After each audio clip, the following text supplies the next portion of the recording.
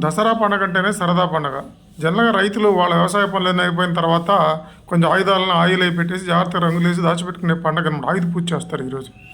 సరదా అంటే ఏంటంటే మనిషి రొటీన్ పనులకు భిన్నంగా ఉండాలకపోతే పండగలు చేసుకోకపోతే వాడు మానసికంగా డిప్రెషన్‌కి గురవుతాడు.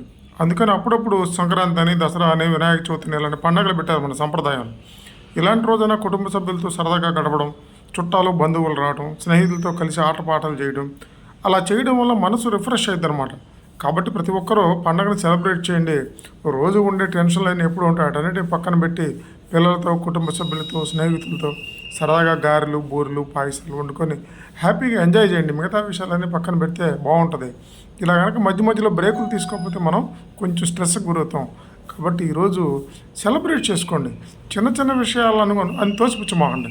పుట్టినరోజుని, పెళ్లి రోజుని, పండగల్ని నవ్వుతూ హాయిగా సరదాగా ఎంజాయ్ చేయండి. Wish you happy Dasara.